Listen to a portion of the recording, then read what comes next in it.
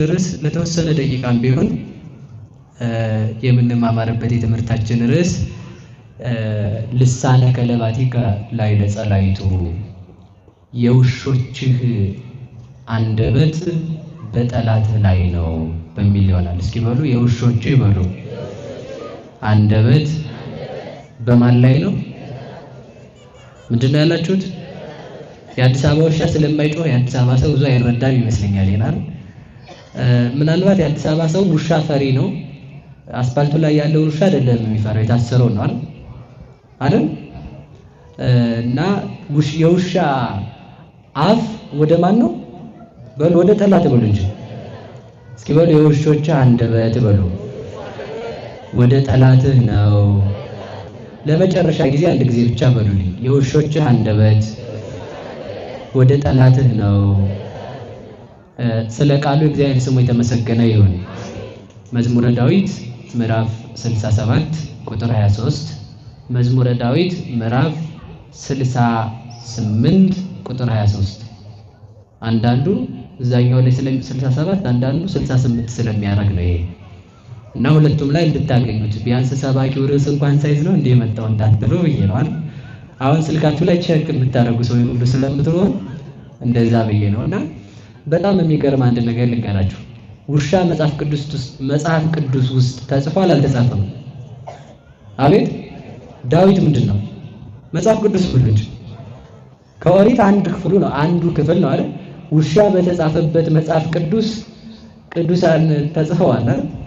ቅዱሳን በተጻፉበት መጽሐፍ ቅዱስ ሰይጣን ተጽፎ ይገኛል አይደል? ስለዚህ ተመልከቱ፣ እግዚአብሔር ባለጸጋ ነው። ስለ ውሻም እንኳን በመጽሐፍ ቅዱስ ሲጻፍ ያላፈረ እግዚአብሔር ለቅዱሳን ገድል ሲጻፍ እግዚአብሔር ፈጽሞ አያፍርም። ውሻ በመጽሐፍ ቅዱስ ከተጻፈ ለያውም ተመልከቱ፣ የእግዚአብሔር መንግስት የምትባለው መጽሐፍ ቅዱስ ናት እኮ። የእግዚአብሔር መንግስቱ የምትባለው የእግዚአብሔር የመንግስቱ ወንጌል ነዋ። ወንጌለ መንግስተ ሰማያት የምትባለው ነው። መንግስተ ሰማያት መርታ በምታገባው በመጽሐፍ ቅዱስ ላይ ውሻ ከተጻፈ ለቅዱሳን ብጫቂ ወረቀት ላይ ይነፍጋቸዋል። በዚያውስ ላይ ተመልከቱ፣ በወረቀት ከመጻፍና በእግዚአብሔር ልብ ከመጻፍ የቱ ይበልጣል? በሉ ንገሩ። እንዲህ አለ ጌታ፣ እናንተስ ወለክሙሰ ተጽሕፈ አስማቲክሙ በሰማያት። አጋንንት ተገዝተውላቸው ደቀ መዛሙርቱ መጥተው ጌታን እንዲህ አሉት፣ ጌታ አጋንንት ገረሩ ለነ በስምከ፣ በስምህ አጋንንት ተገዙልን፣ ደስ ብሎን የመጣ ነው ዛሬ አሉት። ቅዱስ አባ ጊዮርጊስ ዘጋስጫ ሲተረጉም የድቁና ማዕረግ ሰጥቷቸው ነበርና በዚያች አጋንንትን አስለፍልፈው መጥተው ደስ አላቸው አለ። ጌታ ግን ምንድን ነው ያላቸው? ጎበዞች አጋንንት አስለፈለፋችሁ አይደለም ያላቸው። በዚህ አትደሰቱ። እናንተ መደሰት ካለባችሁ ወለክሙሰ ተጽሕፈ አስማቲክሙ በሰማያት፣ የእናንተ ስማችሁ በመንግስተ ሰማያት ተጽፏልና አለ። ትምልክት እስኪ በሉ የእናንተ በሉ በየት ተጽፏል? በሰማይ ተጽፏልና። ሰማይ ወረቀት አለ የሚያስረዳ ሰው አለ? ሰማይ ጸሐፊ አለ? የለም እኮ። ሰማይ ቀለም የሚወጣበት ሰው አለ? የለም። ሰማይ ብራና የሚፍቅ ሰው አለ? የለም። ሰማይ ኤዲቲንግ የሚሰራ ሰው አለ? የለም እኮ። ሰማይ በሰማይ ማለት ምን ማለት ነው? በሰማይ ማለት እናንተ በሰማይ ከሆነ ብርቅ አይደለም። በሰማይ ስም መጻፍ ብርቅ አይደለም። ሰማይ ቦታ ስለሆነ ማለት ነው። እንግዲህ ምንድነው ያላቸው? ሰማይ በሚባል በእኔ በእግዚአብሔር ልብ ተጽፏል ስማችሁ። የሕይወት መጽሐፍ ተመልከቱ፣ በሕይወት መጽሐፍ ስማችሁ ተጽፏል። የሕይወት መጽሐፍ ማን ነው? እራሱ እግዚአብሔር አይደል እንዴ? አሳየ ሕይወት መጻ ላድኅኖ ይላል ቅዱስ ያሬድ። ሕይወትን የሚሰጥ ሕይወት መድኃኒት ክርስቶስ ራሱ ነው። ሕይወት መድኃኒት ክርስቶስ ራሱም ከሆነ ተመልከቱ፣ ስማችሁ በሰማይ ስለተጻፈ ደስ ይበላችሁ ማለት የእናንተ ስም በእኔ ልብ የታሰበ ነውና ደስ ይበላችሁ ማለት ነው። ክርስቲያን የክርስቲያን ስም በእግዚአብሔር ልብ የተጻፈ ነው እንጂ በወረቀት ላይ የተጻፈ አይደለም። በወረቀት ቢጻፍ ይደመሰሳል። በወረቀት ቢጽፉት ዘመናት ይሽረዋል፣ ያረጃል። ያም ባይሆን ያልፋል። በማያልፈው በእኔ ልብ ተጽፋችኋልና ደስ ይበላችሁ አለ። በእግዚአብሔር ልብ ስለተጻፈን ክብርና ምስጋና ለአምላካችን ይሁንልን። ስለዚህ ተመልከቱ፣ ቆይ እልልታ አታብዙ ትምህርቱን እንድንጨርስ።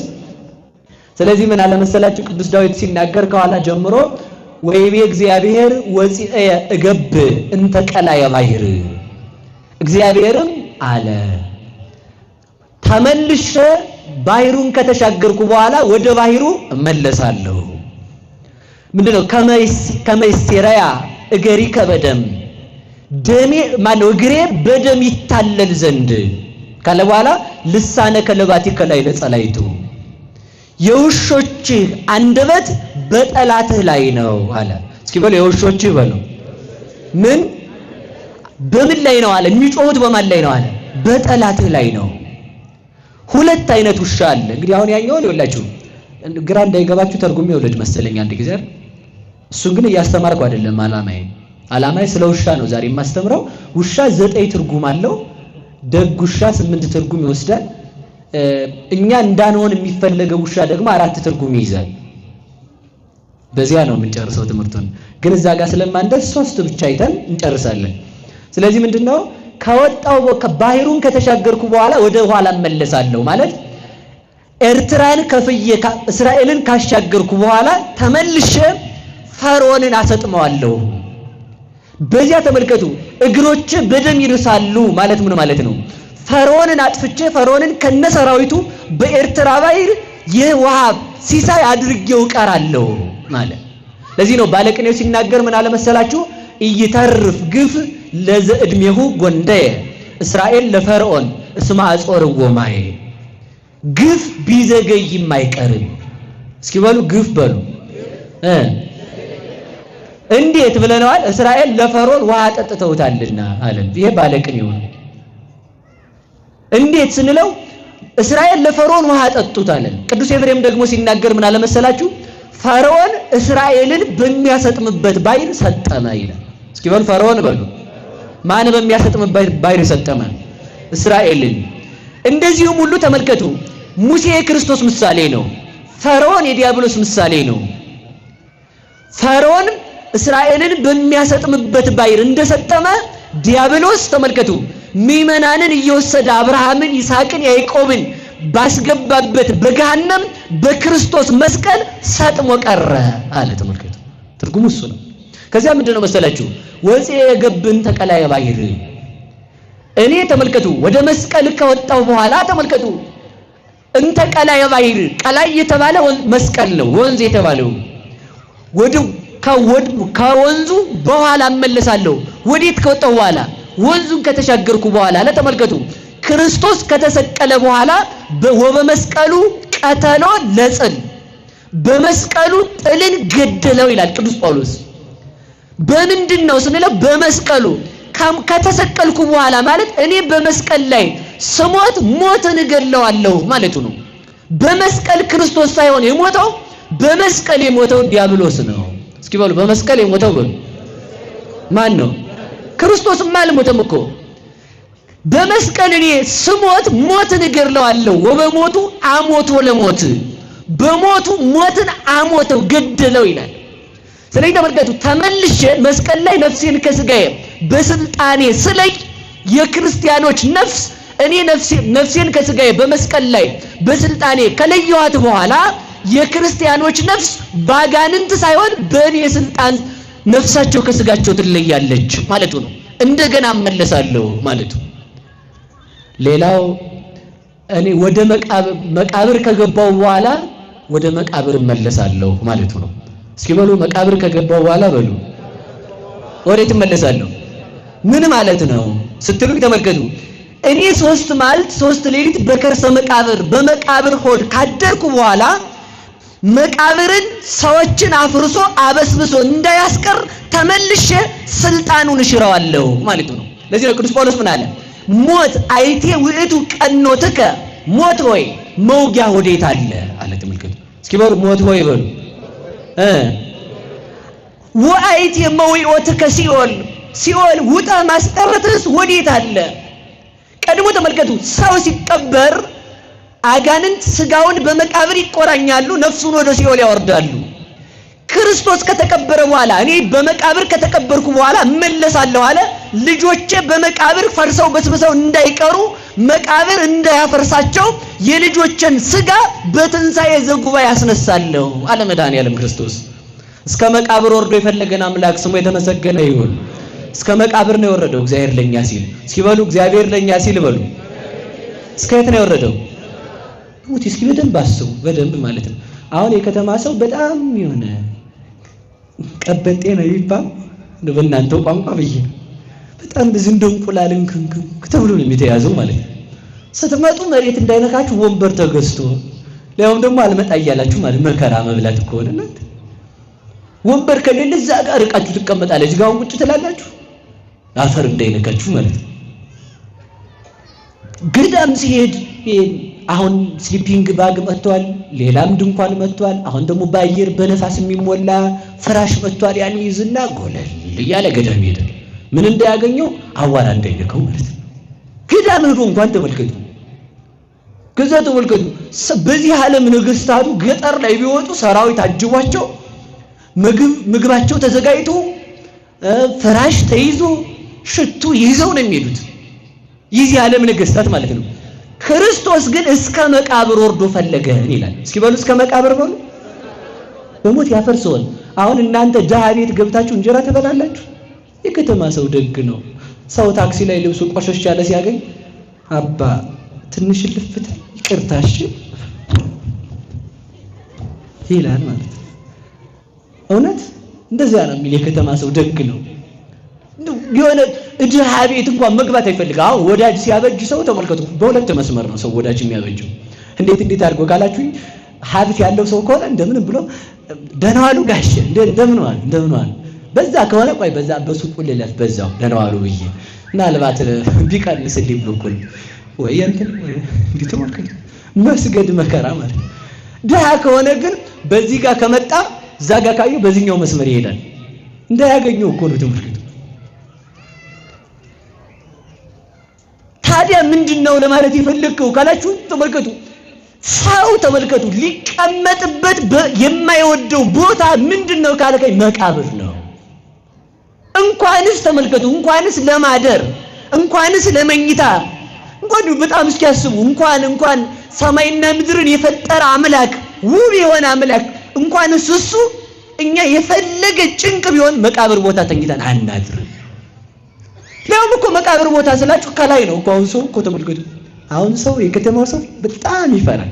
በጣም አሁን ሰው ከተቀበረ ጋኔን አይጠፋም የሚልና እዚህ አዲስ መቃብር ካለ በዛኛው መንገድ ነው የሚሄድ እንዳይመታው። እንደው አንዳንዱ ሰው ተመልከቱ ወገቡን ሁሉ የያዘው ነው ይመስለው።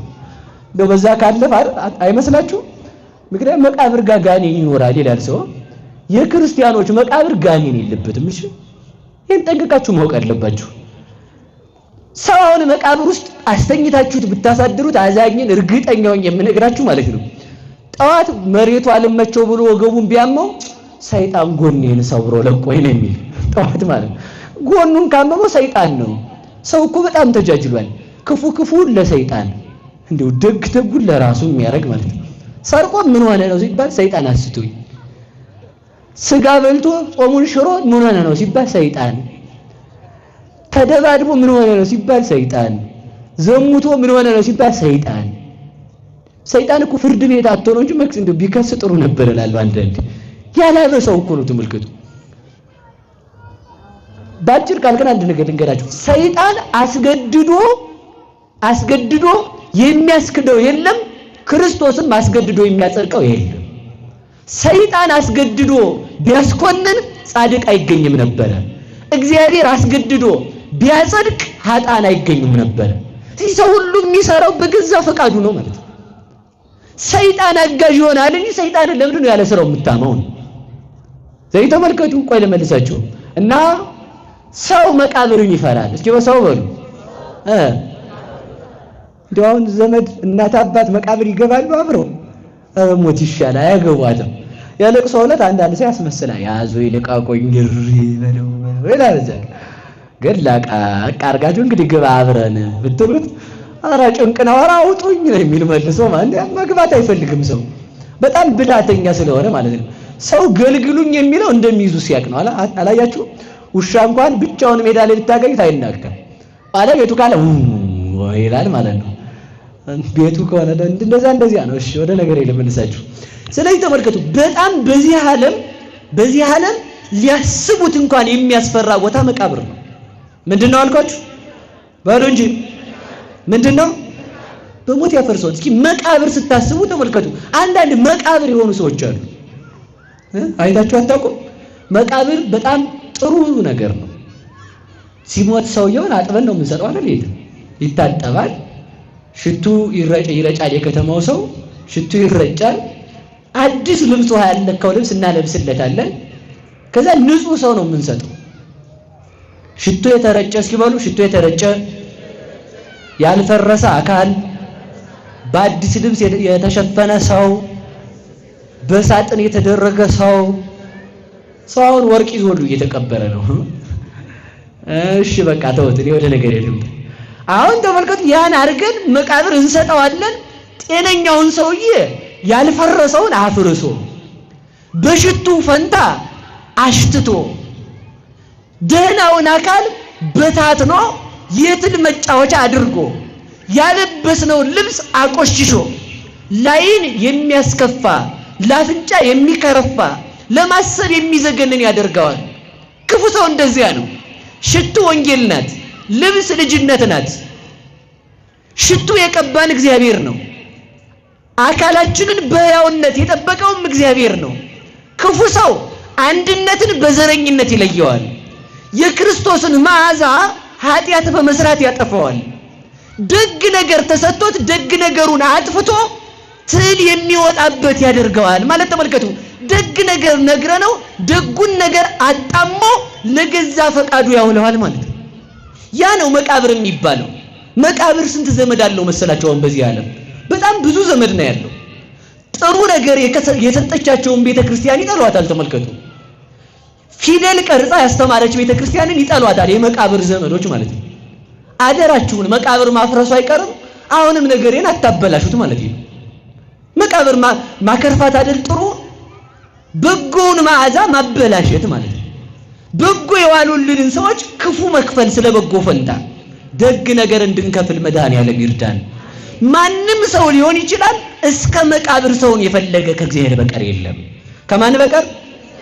በሞቴ ነገሩ እስከ የት ነው የፈለገን? እኮ በጣም ይገርማችኋል። እንደውም በጣም የእግዚአብሔር ሰው መሆኑ ብቻ እኮ ይበቃ ነበር አይደል? ሰው መሆኑ ራሱ እኮ ድፍረት ነው የሚሆነው። የማይራበውን እግዚአብሔር ተራባ እንለው። የትኛው መልካችን አሳስቶት ነው እግዚአብሔር ሰው የሆነው? ለዚህ ነው ሊቁ ሲናገር ምን ይላል? ምንት አጽሐቆ ለወልደ እግዚአብሔር ይረድ ውስተ ምድር ወይሰገውም ቅድስት ድንግል። የእግዚአብሔር ልጅ ልዑል ኃያል መለኮቱን በደካማ ስጋ፣ ስፎነቱን በውሱን ስጋ፣ ብርሃንነቱን በሚጨልምበት ስጋ፣ የማይራብነቱን በሚራብ ስጋ፣ የማይደክምነቱን በሚደክም ስጋ፣ የማይሰደድ እሱ በሚሰደድ ስጋ፣ የማይለብስ እሱ በሚለብስ ስጋ ይገለጥ ዘንድ ወይጥሙ አጥባይተ ብእሲት የድንግል ማርያምን የሰው ልጆች የድንግል ማርያምን ልጅ የድንግል ማርያምን ጡት ይጠባ ዘንድ ምን አተጋው? ያም ይሁን በነገስታት ቤት መወለድ ሲገባው በቤተልሔም ይወለድ ዘንድ ምን አተጋው? ተመልከቱ። ነገስታቱ ይከቡት ዘንድ ይገባዋል እንጂ መላእክት መጥተው ሊከቡት ይገባዋል እንጂ እረኞች ሊከቡት ምን አተጋው? በቤተ መንግስት ሽቶ ይረፈረፍለታል ይረጭለታል እንጂ በከብት በረት የአህያን ትንፋሽ ይቀበል ዘንድ ምን አተጋው? ነገስታት ይከቡታል እንጂ ከብቶች ይከቡት ዘንድ ምን አተጋው? ወርቅ ይነጠፍለታል እንጂ ከብቶች በልተው ያተረፉት ሳር ይጎዘጎዝለት ዘንድ ምን አተጋው? ለመላእክት ብርሃንን ያለበሰ ጨርቅ አለበሰቶ ሙቆጽለ በለሶን እናቱ የበለስ ቅጠል ቆርጣ ታለብሰው ትከርነው ዘንድ ምን አተጋው? በቤተልሔም በርዶት ድሪቶ ጨርቅን አሮጌ ጨርቅን ታለብሰው ዘንድ ለመላእክት ብርሃንን ያለበሰ ምን አተጋው? ተመልከቱ።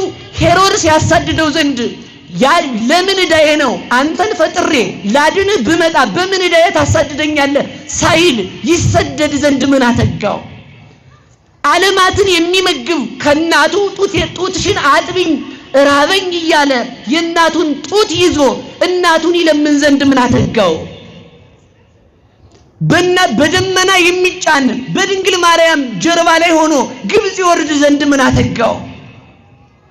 ለመላእክት የሚመግባቸው በሁሉ ቦታ የመላ እንደ ሰው ፈርቶ ይሸሽ ዘንድ ሰው መሆኑን ይገልጥ ዘንድ ምን አተጋው? ጫማው ተሰርቆ እናቱ ተመልከቱ ታጥበው ዘንድ ሁሉን የሚያነጻ ንጹሕ አምላክ ሲሆን እናቱ ታጥበው ዘንድ ሰውነቱ ይወዛ ዘንድ ምን አተጋው? ጫማ ተመልከቱ እሱ ለፍጥረታት ለመላእክት ብርሃንን የሚያለብስ ለመሬት ሐመልማላትን የሰራ ለራስ ጸጉርን ለጥርስ ከንፈርን የፈጠረ አምላክ እሱ በርዶት ሰባ ሰገል ልብስ ይገብሩለት ዘንድ ምን አተጋው? እሱ ተመልከቱ ተርቦ እናቱ እንጀራ ቁራሽ እንጀራ ልመና መንደር ትገባ ዘንድ ምን አተጋው ይላል። ተመልከቱ እስኪ ምን አተጋው በሉ እንጂ። እሱ ተመልከቱ ተመልሶ ተመልከቱ እሱ አምላክ ሲሆን በሰዎች መካከል ይመላለስ ዘንድ ምን አተጋው?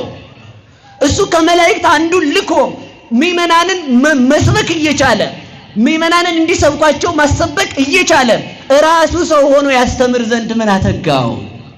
እሱ ተመልከቱ ወደ ሙታን ወደ አልዓዛር ይሄድ ዘንድ አልዓዛርን ለማስነሳት ምን አተጋው?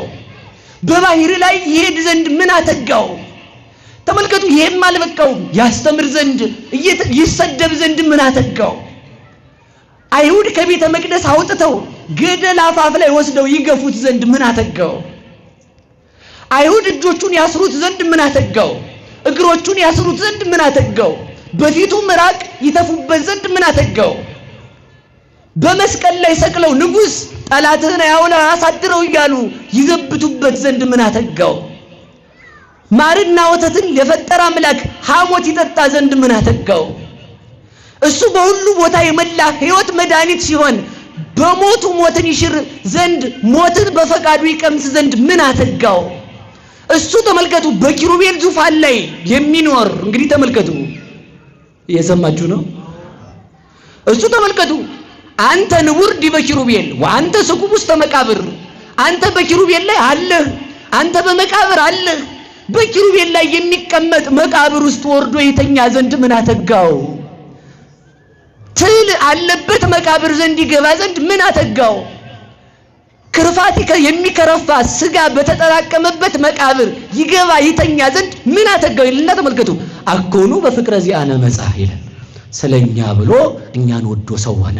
እስኪ በሉላችሁ ስለኛ ብሎ በሉ እኛን ወዶ ሰው ሆነ። ምን ሆነ? ምን ሆነ? እስኪ መቃብር ለምን ተኛ? እኛን ወዶ። እስኪ በሉ እኛን ወዶ በሉ። ማንን ወዶ? ወደደን። ከዚህ በላይ ፍቅር የለም። ሰው ተመልከቱ ምንም ቢወዳችሁ ደካማ ጎጆ ውስጥ መጥቶ አያድርላችሁም የከተማ ሰው። እግዚአብሔር ግን ተመልከቱ ቤተልሔም መወለዱ አልበቃውም። መቃብር ውስጥ እኮ ነው ስጋችን በሰበሰበት። ተመልከቱ እንኳንስ ገብተው ሊተኙት ካፍተው ቢያዩት አፍንጫን የሚዘጋ እኮ ነው። ተመልከቱ እዚያ ውስጥ ተኛ። ታዲያ ምንድነው ትለኝ እንደሆነ በሞቱ ሞትን አጠፋው። መቃብር ወርዶ በመቃብር መፍረሳችንን አቆመልን። ክብር ለቅዱሳን አምላክ ይሁን። ከዚያ ምን አለ መሰላችሁ? እንከሰ ይንወርድ ታይተ አላን ተልወ ለዘፈጠረነ ነው። ተመልከቱ እንግዲህስ አለ። ተመልከቱ እስኪ በሉ እንግዲህስ በሉ ወደ ታች አንወርድም። ማንን እንከተለዋለን? የፈጠረንን እንከተለዋለን እንጂ። ይሄ ፍቅር ሐዋርያትን ሳባቸው፣ ይሄ ፍቅር ነቢያትን ሳባቸው። ከዚህ ለመድረስ ነው። ከዚህ ለመድረስ ነው። የዚህ ጌታ ውሻዎች አሉት ነው። እስኪ በሉ የዚህ ጌታ በሉ ምን አሉት? ቆይሽ ለእግዚአብሔር ውሻ ከምትሆኑ ውሻ ከማትሆኑ የቱ ይሻላችኋል? ባሉ ንገሩኝ እንጂ ሰው እንኳን ለእግዚአብሔር ውሻ ለቤት ዘበኛ ይሆን አይደል? ሰው ዘበኛ ለመሆን ብሎ ያው እንግዲህ የንጉስ ጃንደረቦች ታውቁታላችሁ። ብዙ እንዳናወራ እንግዲህ እንዲያ ደረጉና ንግስቲቱን እንዳይነኩ ተብሎ ተቆርጠው እንዲያ ሆነው ይጠብቃሉ። በቃ ለመብላት ብለው ማለት ነው። ግልጽ ነው። መቼም ይገባው አዲስ አበባ ሰው እንኳን ይሄ ሌላ ያውቃል። ጎበዝ አይደላችሁ እንዴ እናንተ? ተመልከቱ ለንግስት ጠባቂ ለመሆን ቤተ መንግስት ለመግባት ምንም አይከፍለዋል። እኛ ተመልከቱ የእግዚአብሔር ልጅ ለመሆን ምን ከፈል? በሞት የነገሩ ምን ከፈል? ምንም አልከፈል። ለዚህ እኮ ነው ዋጋውን ያቀለለው። ብንከፍል ዋጋ ስለማይቻል ነው። ተመልከቱ ዋጋ መሆን ስለማይችል። ስለዚህ ይሄ እግዚአብሔር ምን አሉት? ውሻዎች አሉት። እስኪ በሉ ውሻዎች በሉ አሉት።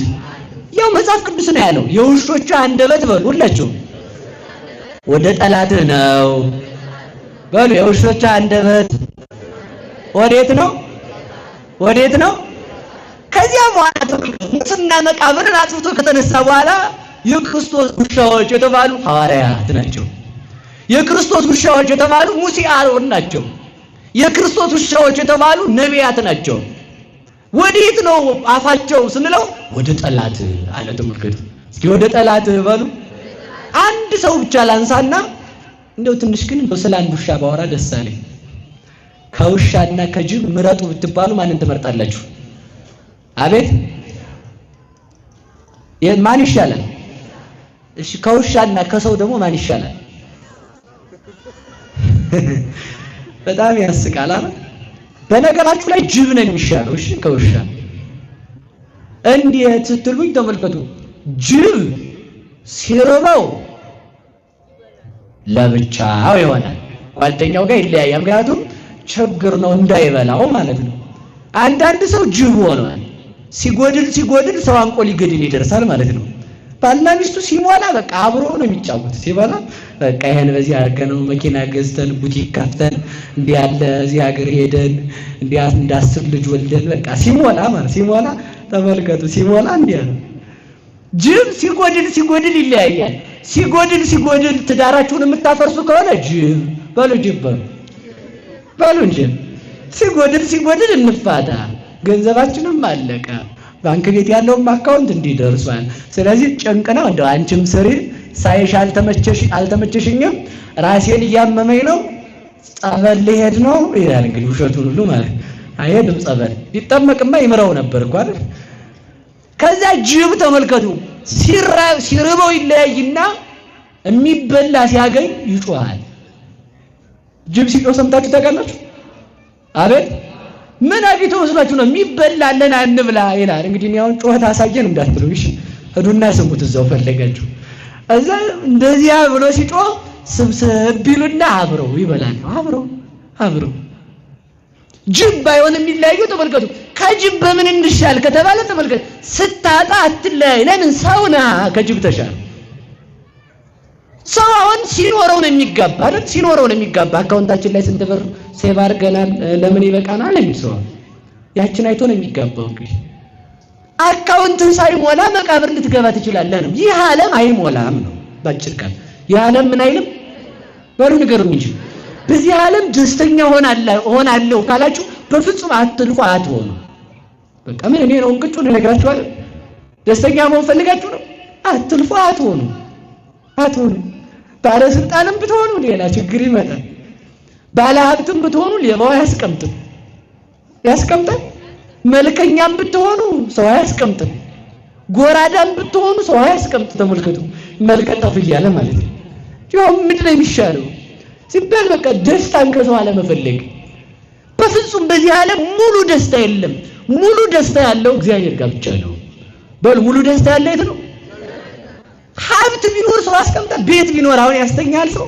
ግብር ከፋል እዚህ ጋር ለልማት እንትን ይቀርባሉኝ። እሺ እንዳታጣሉ ከትራፊክ ጋር ብዬ ነው እና ስለተፈለገ ትንሽ ሸሻ ይባላል ማለት ነው። የሚያስቀምጥ የለም። በቃ ባለዝና ብትሆኑም ሰው አያስቀምጥ። የተበለጡ ሰዎች ተመልከቱ መከራችሁን ነው የሚያበሏችሁ። በቃ በዚህ ዓለም ከሰው ምንም አንፈልግም። እስኪ በሉ ከሰው በሉ ምንም አንፈልግም።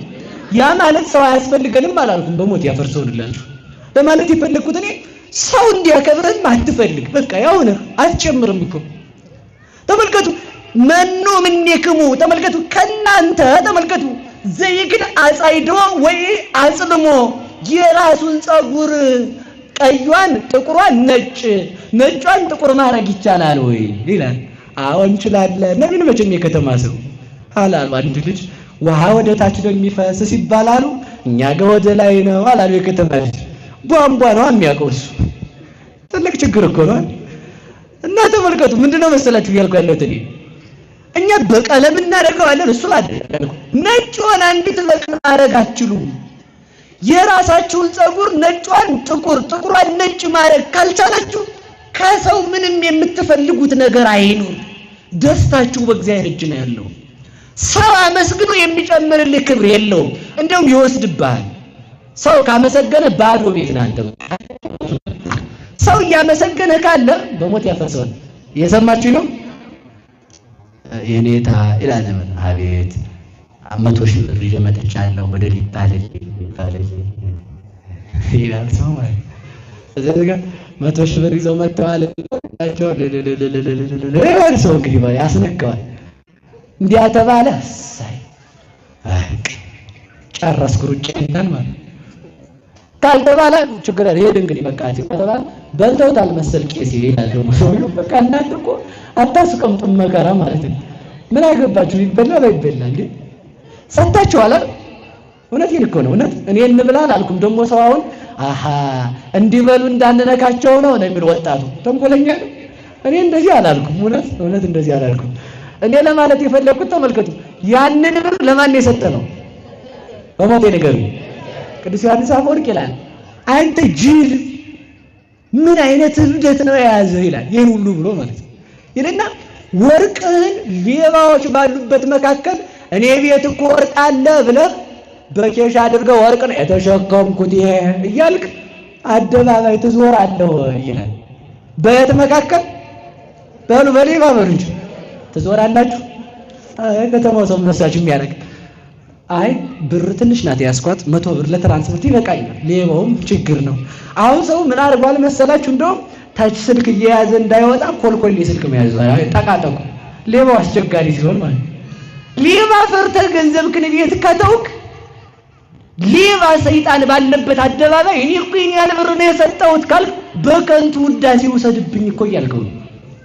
ሰይጣን እንዲወስድብህ የሰራውን ስራ ለምን ይውልኝ ትላለህ? መቼ ይታይ ከተባለ ተመልከቱ፣ ለእግዚአብሔር ለቀው ለእግዚአብሔር ይላል። ተመልከቱ፣ ለእግዚአብሔር አበድረው እግዚአብሔርን ባለዳ አድርገው ሁሉ ይላል። እውነት ይሄ እስኪ በሉ እግዚአብሔርን በሉ ምን አድርገው ባለዳ አድርገው ስጠውና በቃ አላውቅም ከዛ በኋላ አንተ እርሳው። አሁን ተመልከቱ፣ ሰው ኃጢአቱን ይረሳል። 100,000 ብር ለዚህ ቤተክርስቲያን ቢሰጥ እስከሚሞት አይረሳትም። ሕይወት ታሪኩ ላይ ተጽፎ እንዲህ ያሉ አባታችን 100,000 ብር ሰጥተው ለእንትና ኧረ ይገርማቸዋል ለገርጂ እንትና ይገርማቸዋል ደግሞ ለደብረ ሊባኖስ በቃ ይባል ስንክሳር ማለት የሰጠኸውን እርሳው ነው። እንግዲህ ለማን ነው የሰጠኸው? በሉ ንገሩ። እኔ አንድ ነገር ልንገራችሁ። ስንሰጥ ለእግዚአብሔር ከሆነ የሰጠነው እግዚአብሔር ለምን ደበቀብን የሚል ጥያቄ አንሱ። እስኪ በሉ እግዚአብሔር በሉ ለምን በድብቅ እንዲሆን ፈለገ? አንደኛ ሌባ እንዳይወስደው። ምክንያቱም አንተ ጋር ከሆነ ያንተን የህሊናህን በር ሰብሮ ሰይጣን በከንቱ ውዳሴ በትዕቢት በቃ ያደረከው ትዝ እያለ ይገርማል። ይሄ ቤተክርስቲያን ሲሰራ እኔ እኮ ነበርኩ እዛ ቆሜ ሳሰራ ነበር። ይገርማል በቃ አልክ። ከዛ የዝና ያሰው ይገርማል እንትና ቤተክርስቲያኑን ያሰራ ሰው ነው ወሰደብኝ።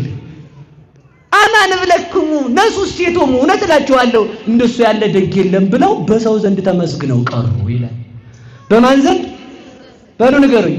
እግዚአብሔር ለምን ደበቀ? እስኪ ለምን ደበቀ በሉ በሉ ንገሩኝ። ይሄ ጥያቄያችሁ አይደል? በጠላታችንም በወዳጃችንም ፊት ሊሰጠን በሚል ርዕስ ልዝጋው። እስኪ በወዳጃችንም በጠላታችንም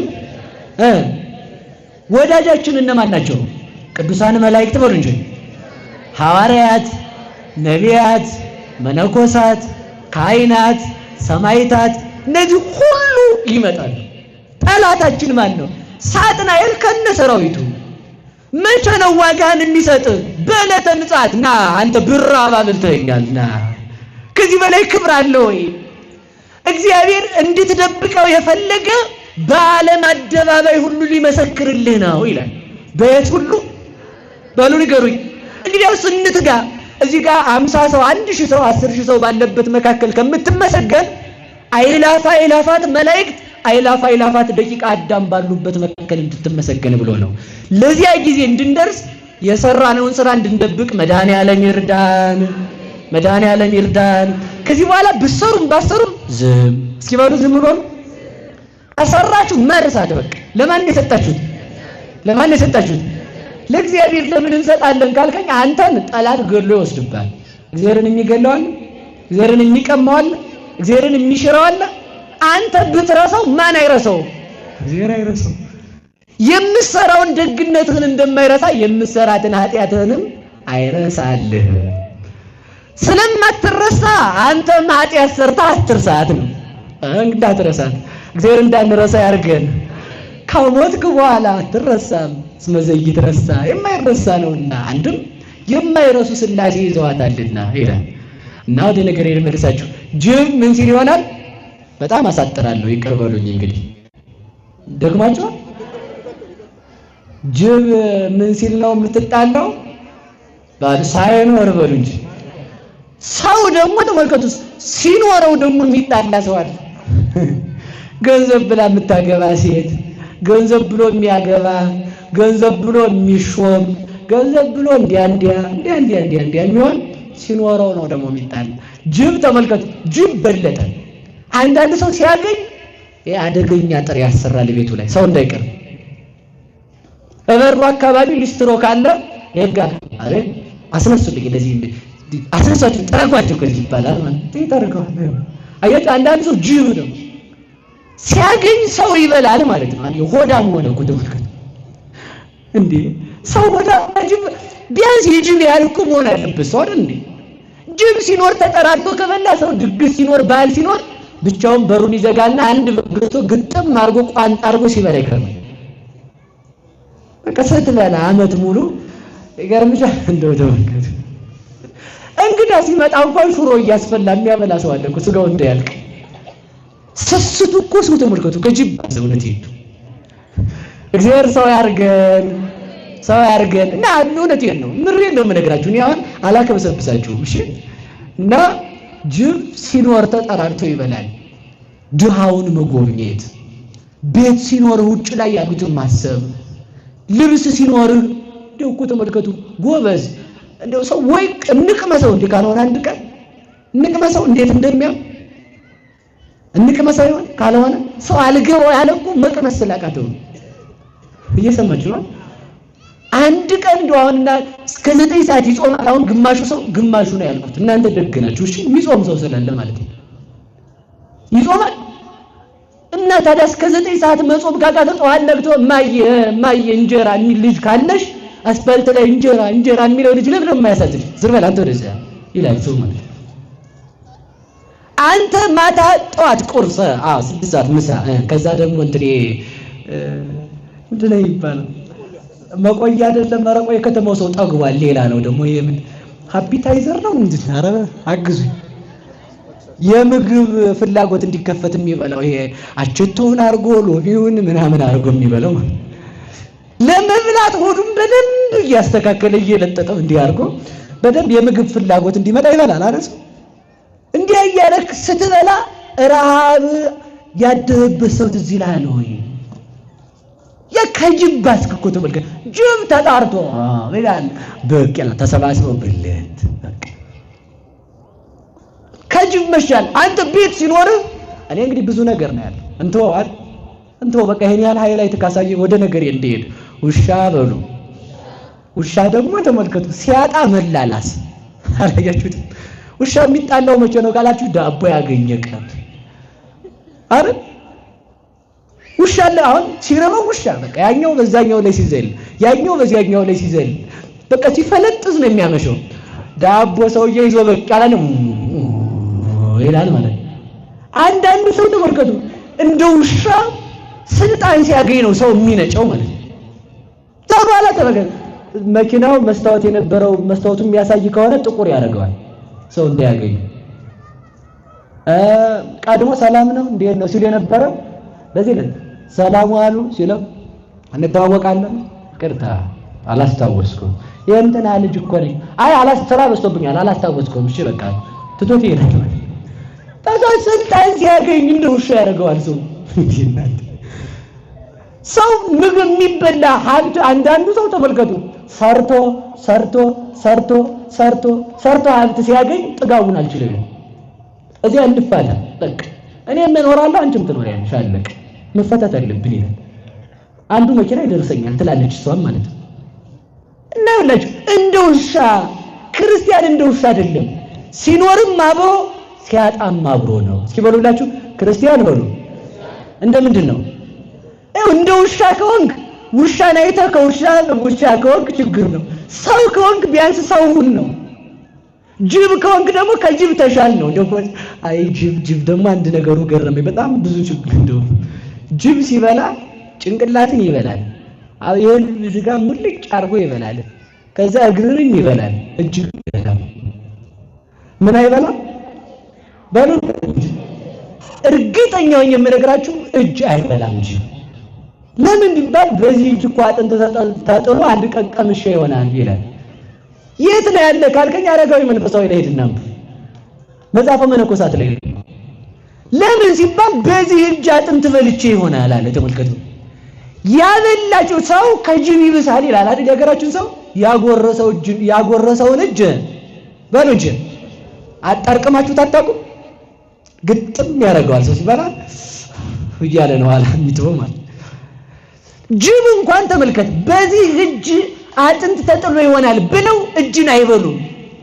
ባላደራ ለሀገር ሕግ ለሀገር የሥርዓት ለሀገር የሥነ መንግስት የሥነ ዕውቀት የኪነ ህንፃ የዜማ የሁሉ ባለመሰረት የሆነች ስንዱም መቤት እኮ ድንግል ስንዱም መቤት እኮ ቤተክርስቲያን ነበረች። ለምንድነው ያጎረሰቻቸውን እጅ ከጅብ ሰው የሚበሏት?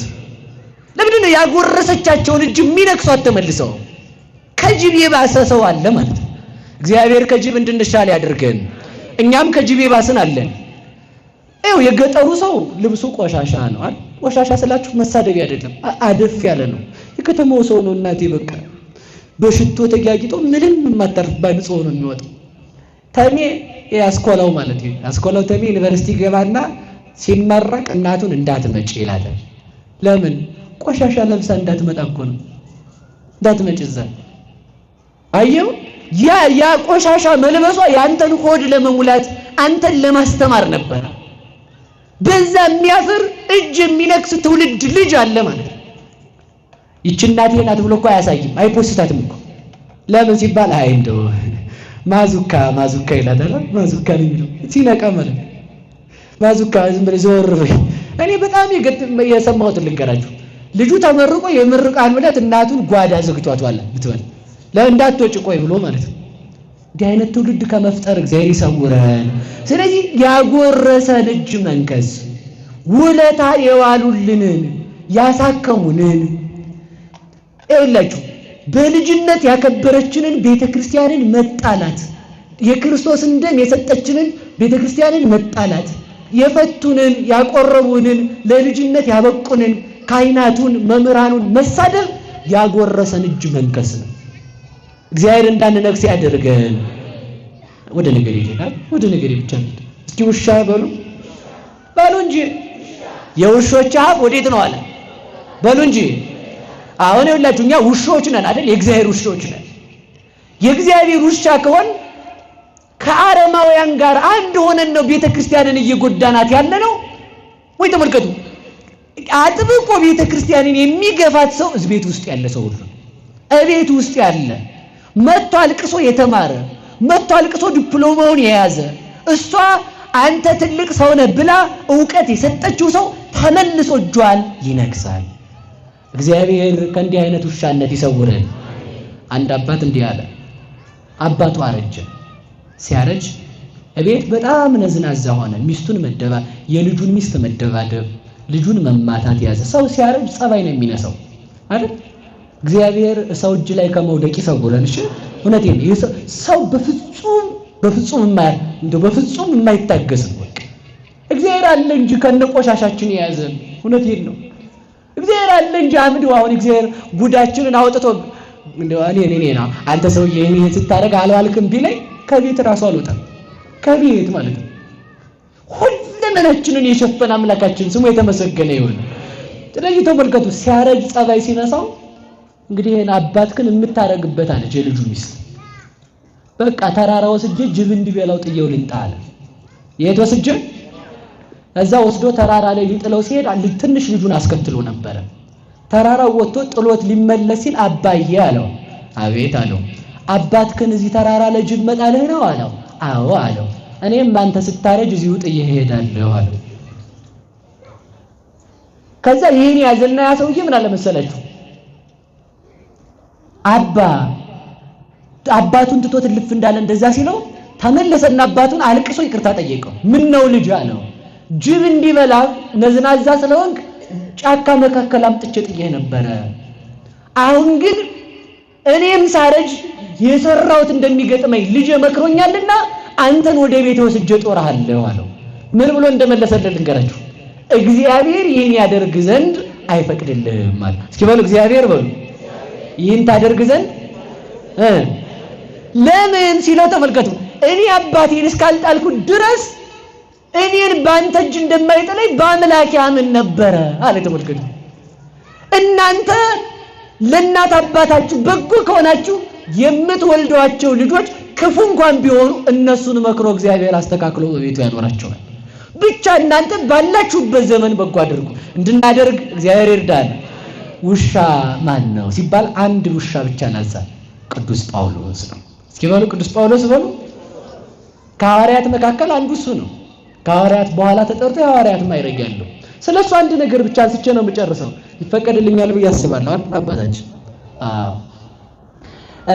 ቅዱስ ጳውሎስና ቅዱስ ፊልሞና። ጳውሎስ ማለት ብርሃን፣ ፊልሞና ማለት ስውር ቦታ ማለት ነው። እስኪ በሉ ጳውሎስ ማለት በሉ ብርሃን፣ ፊልሞና ማለት ስውር ቦታ። በቅዱስ ጳውሎስ ብርሃን ያድርገን፣ በቅዱስ ፊልሞና ጸሎት እግዚአብሔር ከመከራ ይሰውረን። ይህን ካልኳችሁ አልተረጉሙም፣ ወደ ነገሩ ብቻ ልገባ ነው። እነዚህ ሁለቱ ሐዋርያት ተመልከቱ፣ የጌታቸውን ፍቅር እያሰቡ ጌታቸውን የተከተሉ ነበሩ። እስኪ በሉ የጌታን ፍቅር እያሰቡ በሉ። ማንን ተከተሉ? ቅድም አልዘረዘርኩላችሁ? እንደዚህ ያልሆነ አምላክ ታዲያ ሌላ ዘመን ተሰጥቶን ብናገለግለው ድንቅ ነው። ሳይመርጥ ለሞተልን አምላክ አንተ ትልቅ ነህ፣ አንተ ትንሽ ነህ ያላል አምላክ። አንተ ስጋዬን ብላ የከበርክ ነህ፣ አንተ የተዋረድክ ነህ፣ ስጋዬን አትብላ ያላል አምላክ። አንተ የነገሌ ዘመድ ነህ፣ አንተ የነገሌ ዘመድ አይደለም፣ በደሜን አትጠጣም ያላል አምላክ። አንተ ትንሽ ስለሆንክ የነገሌ ዘር ስለሆንክ ልጅነትን አትለብስም ሳይል ልጅነትን ሳይመርጥ ለሰጠን አምላክ፣ እሱ ሞቶ ሕይወትን ለሰጠን አምላክ ምንድነው ልንሆንለት የምንችለው? እሱን እያገለገልን ዘመናችን እንዲያልቅ መድኃኒዓለም ይርዳል። አርጎልን ነው፣ እውነቴን ነው፣ አርጎልን ነው። አንድ ዘመን ያለቀ ካለ ሰው ከእግዚአብሔር ጋር ይለቅልን፣ ሆኖልን ይለቅልን ከእግዚአብሔር ጋር። ስለዚህ ተመልከቱ፣ ከዚያ ተመልከቱ፣ እስመ አፍቀርዎ ለእግዚኦሙ፣ ጌታቸውን እንደወደዳቸው ጌታቸውን ወደዱት ይላል። እስኪ በሉ ጌታቸውን እንደወደዳቸው በሉ። ጌታቸውን ወደዱት። እስኪ በሞት ያፈርሰዋል። አንድ ጥያቄ ልጠይቃችሁ። ለቅዱስ ጳውሎስ ሌላ አምላክ አለ? ንገሩኝ እንጂ። ቅዱስ ጳውሎስን የወደደ ሐዋርያትን የወደደ ሌላ አምላክ አለ? እኛ የምንበላው ስጋ ለማን የተሰጠ ነው? በሉ ለሐዋርያት በሉ። ይገባናል? አይገባንም። እውነት አይገባንም ነበር፣ ግን ሰጠን። ለቅዱስ ጳውሎስ ብሎ የተሰደደ አምላክ የለም ለኛም። ለቅዱስ ጳውሎስ ብሎ መቃብር የወረደ አምላክ የለም ለኛም። ለቅዱስ ጳውሎስ ብሎ የተሰቀለ አምላክ የለም ለኛም ጭምር ነው እንጂ። ታዲያ እንደዚያ ከሆነ ቅዱስ ጳውሎስ በወደደበት ፍቅር እግዚአብሔር ልንወደው ይገባል። እስኪ በሉ ቅዱስ ጳውሎስ በወደደበት በሉ። ማንን እንውደደው? ንገሩኝ። እንድንወደው ያድርገን። ከዚህ በኋላ ፊንቆን ወደሚባል ሀገር ቅዱስ ጳውሎስና ቅዱስ ፊልሞና ገቡ ሊያስተምሩ ሲገቡ ተመልከቱ። ሀገሩ ውስጥ በጣም እኮ ነው የሚገርማችሁ። የክርስቶስ ሐዋርያት በየሀገራቸው እንዳይገቡ ዓለም ተማምሎ የክርስቶስን ሐዋርያ ለመውገር ተዘጋጅቶ ይጠብቃቸዋል። ተማምሎ እኮ ነው። ጌታም ተናግሯል። እናንተን ሲገሉ ለኔ መስዋዕት የሚያቀርቡ ይመስላቸዋል አለ። ተመልከቱ። እንዲህ ያለ ቅዱስ ጳውሎስን ካልገደል እራት አንበላም አሉ እኮ። ተመልከቱ። አይሁድ ጳውሎስን ካልገረፍ ነው ጳውሎስን ካልገደል እራት አልበላም ብለው ተማማሉ ይላል። እኔ ግን ይሁን አደርገዋለሁ በእግዚአብሔር ብዬ እኖራለሁ። ስለዚህ ተመልከቱ። ዓለም ሐዋርያትን ካልገደለ ሐዋርያትን ካላሳደደ እህል ውሃ ነው የተወው። ዓለም አሁንም የክርስቶስን ልጆች ለማጥፋት እነሱን ካላጠፋን አይናችን እንቅልፍ፣ ለጆሮአችን ለአይናችን ሽፋሽፍት እንቅልፍ፣ ለምላሳችን እረፍት፣ ለሕሊናችን ሰላም አናገኝም። ክርስቲያንን ማጥፋት አለብን ብላ ትመክራለች። የቅዱስ ጳውሎስ አምላክ ግን አለን። የማን አምላክ አለን? በሞቴ ንገሩኝ። ይሄ ዛሬ የመጣ አይደለም እኮ። ይሄው ጳውሎስን ካልገደልነው አንበላም ማለት ነው። አይቻል ጳውሎስን ማጥፋት። ሐዋርያትን ካላሰርነን አንበላም። አይቻል ሐዋርያትን ማሰር። ምን አለ መሰላችሁ? እኔ በመታሰሬም ቢሆን ወንጌልን እሰብካለሁ አለ ቅዱስ ጳውሎስ። ሲበሉ በመታሰሬም ቢሆን በሉ፣ በሕይወቴም ቢሆን፣ በሞቴም ቢሆን፣ በመኖሬም ቢሆን፣ በስራቴም ቢሆን ማን ይሰበካል? ተመልከቱ። ህሙሙ ጳውሎስ ተገርፎ የሚታመመው ራስ ፍልጠት ወር ቁርጠት ያለበት ጳውሎስ በሽተኛ ያድን ነበረ። ለዚህ እኮ ነው የሚሞተው ጳውሎስ ሙታንን ያስነሳ ነበረ። የሚርበው ጳውሎስ የተራቡትን ያጠግባቸው ነበረ። የሚጨልምበት ጳውሎስ ለጨለመባቸው ብርሃናቸው ነበረ። ቅዱስ ጳውሎስ ለሁላችንም ያብራልን። ገባ እዚህ ሀገር ሊገቡ ሲሉ ምን አሉ መሰላችሁ? ይሄንን ሀገር ስለሚገሉን በሁለት ነገር እንግባ ነው። ምን እናርግ ሲል ፊልሞና ማን ነው ፊልሞና ምን እናርግ ሲለው ተመልከቱ። ለዚህ ሀገር ፈላስፋዎች ነን ብለን እንግባ አለ። ምንድነን አለ? ከዛ ገቡና ተመልከቱ፣ ገበያው ዳር ሄዱና አጠሩት ሀገሩ። ምንድናችሁ ሲሏቸው እኛ ከሀገራችን የተሰደን የወጣ ነው ፍልስፍና እያስተማርን አሰድደውን ነው። ስለዚህ ፍልስፍና የምናስተምር መምህሮች ነን አሉ። አይ ቅዱስ ጳውሎስ ጀግና እኮ ነው። እሰው ሀገር ሄዶ ገበያው ጋር አጥሩን አጠረዳ ቁጭ አለ። ምንድነው ሲሉት ፈላስፋ ነኝ። እዛ የሀገሩ ሰው አንዳንድ ልጅ እያመጣ ልጅን አስተምርልኝ ሲለው ቅዱስ ጳውሎስ ሲያስተምር ፊልሞና ደግሞ እየጻፈ ክርስቶስን ይሰብክ ነበር ለሕፃናት። አየው እንዲያ ያረጉ። ይህ ነገር የዚያች ሀገር ንጉስ ቴዎዳስ ይባላል። ማን ይባላል? ያዙ እንጂ በደንብ አድርጋችሁ። ቴዎዳስ ንጉሱ ነው። ቴዎዳስ ሲሰማ ቴዎዳስ ደግሞ ሚስቱ አውፋመያ ትባላለች። በሁለቱም ያዙት። ሌላም ስም ሊኖራት ይችላል በቅዱሳት መጻሕፍትና አንድ ቴዎድሮስ የሚባል ልጅ ነበራቸው። ማን እንግዲህ ይሄ ስም አደራችሁ እንዳሰነጥቁት በቃ ዝምላችሁ ቴዎድሮስ ብላችሁ ያዙት። እሺ ሰው ተንኮለኛ ስለሆነ ማለት ነው። እና ቴዎድሮስ የሚባለው ልጅ እንግዲህ ምን ላድርግ የሰው ሁሉ ልጅ ዕውቀት እየቀሰመ የኔ ልጅ ደንቆሮ ሊሆን ነው ወይ ይልና እነዚያን ምን አደረገ መሰላችሁ? ከብት አረደ። 20 በግ፣ 20 ፍየል፣ 30 ዶሮ፣ በሬው ቁጥር የለው አረደና የሀገሩን ሰው ሁሉ ጠራና ሐዋርያትን ማንና ማን ጳውሎስንና ፊልሞና ኑ ቤት ይግቡ ብሎ መልእክተኛ ላከ። ማን ተጠሩ? በሉ እንጂ እነ ጳውሎስ በሉ እንጂ ጠሩ። ተጠርተው ንጉሱ ቤት ገቡ። መግቢያ ያጡት አያችሁ። ገቡና ሰው ሁሉ ሲበላ ሲጠጣ ፊልሞና ምን አለ መሰላችሁ? እንግዲህ እናስተምር ልጆቹን አለ። ቆይ ዛሬ የመብሊያ ቀን ስለሆነ አታስተምርቶ ሌላ ቀን ታስተምራላችሁ አላችሁ። ቅዱስ ጳውሎስና ቅዱስ ፊልሞና ግን ሰው ሲበላ ሲጠጣ በከንፈራቸው እህል እንኳን አልቀመሱም። ምን አልቀመሱ? በሉ ንገሩኝ እንጂ ረሃባቸው ማን ስለነበረ? የሰው ነፍስ ስለነበረ። ተመልከቱ፣ እንደ ፈጣሪያቸው ሩሩ ስለነበሩ ከዛ እህል ውሃ ሳይቀምሱ ዋሉ። ከዛ በህዝቡ መካከል ተመልከቱ ቴዎድሮስን አምጥቶ ለነ ቅዱስ ጳውሎስ ልጅ ሆናችሁ እንግዲህ አልፈልገውም ብሎ አንድ አገልጋይ ጨምሮ ሰጣቸው። ከዛ ቦታ ሰጣቸው። እዛ ገበያ መካከል ያጠሩትን ቦታ ሄዶ አሳጠረና እዛ ተቀመጡና አስተምሩ፣ ማንም አይነካችሁም አላቸው።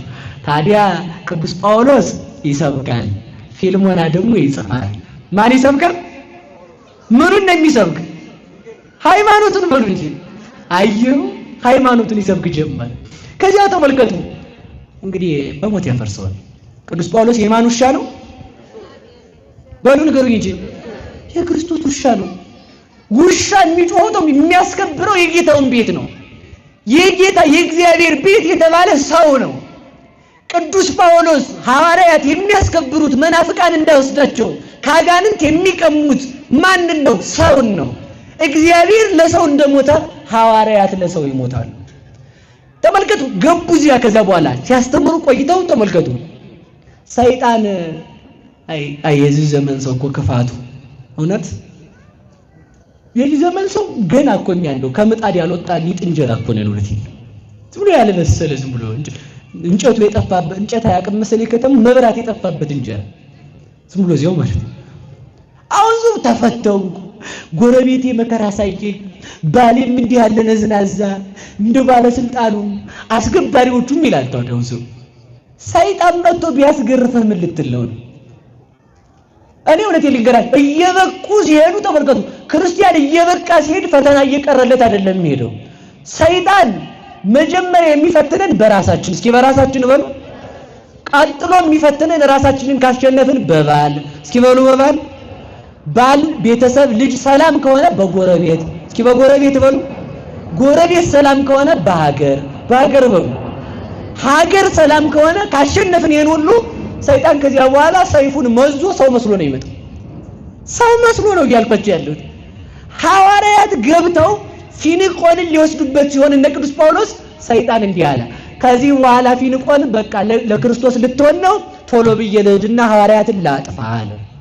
ምን አለ መሰላችሁ? የሜዶን ንጉስ ልጅ ነኝ ይልና ደብዳቤ ጽፎ አመላካቸዋል።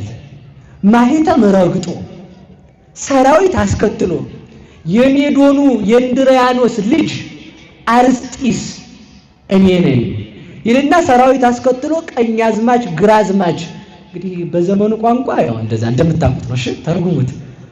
ምናምን አዛዥ ብላችሁ ማለት ነው። እሺ እንዲያ ነው የሚባለው በዘመኑ ሲሆን እና እንዲያ አርጎ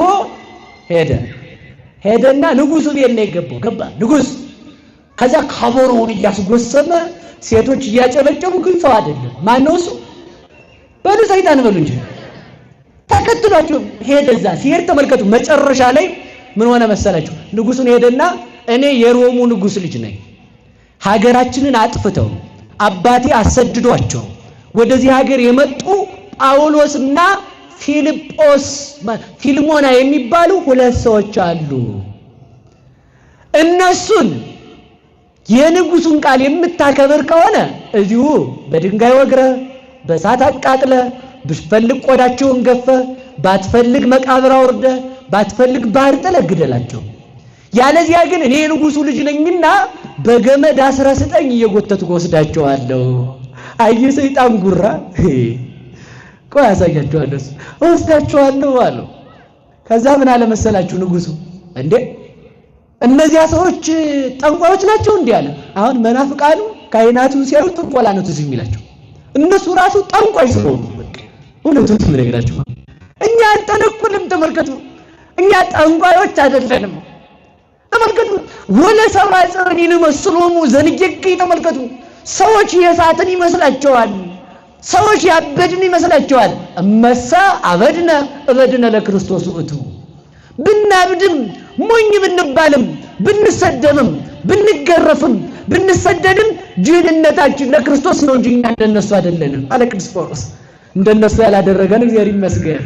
ጠንቋዮች ናቸው አለ ሰይጣን። ተመልከቱ ሲል ንጉሡ አለ ሄዱና ይዛቸዋቸውና በገመድ እየጎተታችሁ በመንገዱ ላይ ይዛችሁ ነው አስራችኋል። በማንና በማን ላይ ሰይጣን ተነሳ? በጳውሎስ ላይ በሉ እንጂ። ታሪኩን አጠር አድርጌ ብቻ ነግራችሁ ትምህርቴን ጨርሳለሁ። ታገሱኝ። እግዚአብሔር እናንተንም ይታገሳችሁ። እግዚአብሔርን አትታገሱትም? በሉ እንጂ ማን ስለታገሰ? እውነቴን ነው። አሁን እዚህ መታችሁ ስታመሹ ስታረፍዱ ምንድን ማሰብ ያለባችሁ? እግዚአብሔር ታግሱኝ አይደለም ወይ ማለት አለብን። ካልታገስከው እግዚአብሔር አይታገስም። ብዙ ነገር አላወራም እዚህ ላይ። ስለዚህ ተመልከቱ ከዚያ በኋላ ቅዱስ ጳውሎስና ቅዱስ ፊልሞና 6 ሰዓት ስለነበረ ልጆችን አስተምረው እረፍት የሚወስዱበት ሰዓት ነበረ። ምን የሚወስዱበት? ከዛ እረፍት የሚወስዱበት ሰዓት ስለነበር በእረፍት ሰዓት ደግሞ የንጉሱ ሚስት አምና የንጉሱ ሚስት ከመኖሪያ ቤት እያስተማሩ ቅዱስ ጳውሎስና ቅዱስ ፊልሞና ተመልከቱ፣ ደከም ብሏቸው ተኝተው የንጉሱ ሚስት እግራቸውን አያጠበች። ተመልከቱ፣ የንጉሱ ልጅ ቴዎድሮስ ደግሞ እየተማረ የተማረውን እየመለሰ የእግዚአብሔር ልጅ እንዴት ሰው ሆነ እያለ በዛ እየተመሰጠ ነበር። ከዚያ ተመልከቱ፣ አደባባይ ቢፈለጉ ጠፉ። አይ ሰይጣን ተንኮሉ! ሲጠፉ ሰው ሲያጣቸው ተመልከቱ፣ አገራችሁን እናቃጥላለን፣ የያዝኩትን ሰራዊት ዙር ተዋጋ ብዬ አገርክን ነው የማጠፋው አለ ሰይጣን። ጉራው ማለት ሲል ተመልከቱ፣ ንጉሱ ፈራ። ወዴት ሊገኙ ይችላሉ ብሎ መልእክተኞችን ሲልክ ከዲያብሎስ ሰራዊት አንዱ ሰይጣን ሽማግሌ መስሎ እኔ አይቻቸዋለሁ አለ። አያችሁ ሰይጣን ብላቱ፣ እኔ አይቻቸዋለሁ። የት ናቸው ሲሉት አንተ ቤት ተቀምጠው ሚስትህን እያማገጧት ነው፣ አንድ ሴትም ደግሞ እዛው አለች የማይገባ ስራ ይሰራሉ አለው። እየሰማችሁ ነው አይደል? ማን ነው? ሰይጣን ሰው መስሎ ማለት ነው። አሁን ይሄ መናፍቃኖች ሲሰሙት ተመልከቱ፣ ሰይጣን እንዴት ሰው ይመስላል ሊሉ ይችላሉ። ሞይ እስመ ለሊሁ ሰይጣን ይትመሰል ከመ መልአከ ብርሃን፣ ሰይጣን የብርሃን መልአክ ሊመስል ይቻለዋል አለ እኮ። ተመልከቱ፣ እንኳን ሰው እንኳን ንጉስ መምሰል መልአክ መምሰል ከቻለ ንጉስ መምሰል ለሰይጣን ቀላሉ ነው። እሺ መናፍቅ እና ተመልከቱ፣ ወደ ነገር የሚሰዳቸው እንዳይሰነጠቅ ነው እንዲህ ማረገው። ከዚያ ተመልከቱ ሽማግሌ መስሎ እኔ አይቻቸዋለሁ ሲል የት ናቸው አለ። ከቤት አሉት። ከዛ ደግሞ አንድ ሰይጣን ደግሞ ሄደና ሴት መስሎ ንጉሱን በር ላይ ጠበቀው። ንጉሱ አብዶ ጨርቁን እየጎተተ ወደ ቤቱ ሮጠ፣ ፈርቶ ማለት ነው። ሲሮጥ በር ላይ ደግሞ ቆንጆዬ ሴት መስሎ ሰይጣን ጠበቀ። ሊገባ ሲል ክፍት ሲያደርግ በሩን ቆሟል። ማነሽ አንቺ ለምን እዚህ ገባሽ ሲላት አይ ንጉስ እሜቴ እንደዚያ ነገር ነው አነጋገሩ ብዬ ነው። እሺ እሜቴ አይልም ሰይጣን። እሺ እና ምንድነው መሰላችሁ ንግስቲቱ ነው ያለ። እንደው ሸፈን አድርጎ ንግስቲቱ ወርቅ ልካ ብርና ወርቅ ልካ አሰጥታኝ ነይ ዝሙት እንድሰሪ ብላ ጣርታኝ ዝሙት ሰሪ ስለሆነ እቤት ብር ተከፍሎኝ ነው የመጣሁት አለችው። ማን ነው እሱ? በሞቴ ንገሩኝ። አየው ሚስትህን መጥቶ የሚያማልህ ሰው ላይሆን ይችላል። እሺ ባልሽን መጥቶ የሚያማልሽ ሰው ላይሆን ይችላል። አባቶቻችንን የሚያማልን ሰው ላይሆን ይችላል። እውነቴን ነው። ያው ሰይጣን ነው በቃ። ካልበቃ በሰው አድሮ ከበቃ ደግሞ እንደው ሰው አላምንም ካልክ መልአክ መስሎ ክንፉን እያማታ እኔ እኮ ሚካኤል ነኝ ሊል ይችላል ሰይጣን። በቃ ምን ጨነቀውስ? ከዚያ ተመልከቱ እኔ ተከፍሎኝ ነው የመጣሁት ምን ላድርግ ንጉስ እንዳትገድለኛል። አይሞትም እኮ ውሸቱ ይሞታል ሰይጣን። አንቺ ጋር ችግር የለም አሁን እነሱ አሉ አለ። አዎ ባለቤት የነ ቅዱስ ጳውሎስን እግር እያሸች ነው። እንደውም አሁን እኔ ስወጣ ባሌ ሳይመጣ ፈጥነሽ ሂጂ ብላኝ ነው ንጉስ ወይ ይቅርታ እንዳትገድለኝ አለ። ሰይጣን ማስመሰል ሲችልበት እንደ ዘመኑ እንደ እሺ ተወጣ ነው እንዲያ ነው እንግዲህ። እና ያስመስላል ተመልከቱ። ያስመስልና መጨረሻ ላይ ካንቺ ጋር ጠብ የለኝም ሂጂ ሲለው ሾለክ ብሎ ሄደ። ሲገባ ሚስቱ የቅዱስ ጳውሎስንና የቅዱስ ፊልጶስን እግር እያጠበች ልጁ ቴዎድሮስ የተማረውን ቀለም እየመለሰ እግዚአብሔርን እያሰበ አገኛቸው። በያዘው ሰይፍ ሚስቱን አንቺ ዘማዊ እኔን አስወጥተሽ ሴት እያመጣሽ ቤቴን አረከሽው ብሎ በሰይፍ ሊወጋት ሲል ታው እነዚህ ያው እግዚአብሔር አገልጋዮች ናቸው እና አንተ በምታስበው ልክ አይደለም ማለችው። ከዛ ሰውየው በሰይጣን ተናዶ ስለነበር ሰክሮ ስለነበር በንዴት ሚስቱን ወግቶ ገደላት። ማን ነው ወግቶ ገደለ? ሲነቃ ልጁ ቴዎዳ ደግሞ ዘወር ሲል ጎኑ ቁጭ ብሎ አገኘው። አንተስ ብትሆን አጥፍተው አይደል በቤቴ ሴት አምጥተው ዝሙት ሲሰራበት ለኔ ያልሆንክ ብሎ ልጁንም ገደለው። ከዚያ በኋላ ቅዱስ ጳውሎስና ፊልሞና ተመልከቱ ተኝተው ነበረ። ሲነቁ እናትና ልጅ ሞተዋል። ማን ሞተዋል? ነቁ። እናንተን አልገላችሁም ወስጄ ለሜዶኑ ንጉሥ ልጅ ነው የምሰጣችሁ ብሎ በሩን ቆልፎት ሄደ። ይቆማል ሰይጣን ሐዋርያት ፊት? በሉ አምናችሁ ተናገሩ እንጂ ይሄንን ብቻ ነው የምናገረው። ጠብቁኝ፣ እግዚአብሔር ይጠብቃችሁ። ከዚያም በኋላ ምን አደረገ መሰላችሁ? ተመለሰና ተመልከቱ፣ ቆልፎ ቤቱን ልጁንና ሚስቱን ገሎ ጨርቁን እየቀደደ አብዶ ሰውነቱን ፂሙን እየነጨ የራሱን ፀጉር እየነጨ እሪ ያለ ልብሱን አውልቆ ወደ ሜዶኑ ንጉሥ ፊት አደባባይ ሄደ። ሲሄድ ተመልከቱ፣ ተቀምጠው አገኛቸው። እነዚያን ከሃዲዎች ቤት ስላገኘኋቸው ሄዱና ግደሉልኝ፣ ከዚህ በኋላ እኔ በረሃ ገብቼ ላውሬ ራት ሆናለሁ እንጂ በዚህ ሀገር አልኖርም ማለት። የሰይጣን አንዱ ክፋት በሰራነው ኃጢአት ተስፋ ማስቆረጥ ነው። ምንም አይነት ኃጢአት ስሩ፣ እግዚአብሔር ይቅር የማይለው ኃጢአት የለም። እግዚአብሔር የማይተውልን ኃጢአት የለም። ብቻ እንምጣን። እግዚአብሔር እንዳንመለስ የንስሐ በር እንዳይዘጋብን መድኃኒዓለም መልካም ፈቃዱ ይሁንልን። እንዳንመለስ የንስሐ በር ከተዘጋ መመለሻ የለንም። ስለዚህ ሰይጣን ኃጢአት ከሚሰራ ሰው ይልቅ ኃጢአቱን የሚናዘዝ ሰውን ይጠላዋል። ኃጢአት የሰራ ሰው በንስሐ ይመለሳል። ተስፋ የቆረጠ ሰው ግን የሰይጣን መጫወቻ ነው። ተስፋ እንዳንቆርጥ መድኃኒዓለም ይርዳን። አሜን በሉ። እግዚአብሔር ተስፋችንን ያለምልመው። በማን ተስፋ አንቆርጥም? በማን ተስፋ አንቆርጥም? ዝናብም አይኑር፣ በማን ተስፋ አንቆርጥም? ባለስልጣንም አይኑር፣ በማን ተስፋ አንቆርጥም? ዘመድም አይኑር፣ በማን ተስፋ አንቆርጥም? እንጀራም አይኑር፣ በማን ተስፋ አንቆርጥም? ፀሐይም አትውጣ፣ በማን ተስፋ አንቆርጥም? ከዋክብትም አያሸብሽቡ፣ በማን ተስፋ አንቆርጥም? እናትም ትሙት፣ በማን ተስፋ አንቆርጥም? ወንድምም ይሙት፣ በማን ተስፋ አንቆርጥም? አባትም ይሙት፣ በማን ተስፋ አንቆርጥም? ተስፋ በማይቆረጠው በእግዚአብሔር ተስፋ አትቆርጡ። በእግዚአብሔር ፍጹም ተስፋ ይቆረጥ። የዚህ ዘመን ሰው ዘክሮ እንቅፋት ከመታው እግዚአብሔርን ያማርረዋል። ቆርባችሁ ሰው ከሰደባችሁ እኔ ቆራቢ ነኝ ለምን ያሰድበኛል ያው የሚል ሰው አትክበስበሱ። ወደዚህ በቃ ለእግዚአብሔር ተስፋ ይቆረጣል እንዴ? እንዳንቆርጥ እግዚአብሔር ይርዳን። ሄድ አደባባይ ላይ ቆመ። ሂዱና ግደሏቸው ሲል አይ ሰይጣን እኔ እዚሁ ጠብቃቸዋለሁ፣ ሄዳቸው አስራቸው አምጧቸው አለ። ሰራዊቱን ይዞ እዛ ተመልከቱ። ጌታ ለሐዋርያት ተገለጠና እዛው ቤት እንዳሉ አይዟችሁ እኔ እናንተን አልተዋችሁም። እናት ልጇን እንደማትረሳ እኔ እናንተን አልረሳችሁም።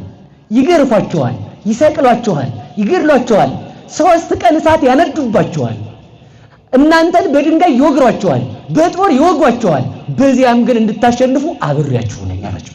እስኪ በሉ አብሬያችሁ ነኝ በሉ። እግዚአብሔር ከማን ጋር? በሞት የነገሩ ምንም ነገር ይድረስ ማን አለ አብሮ?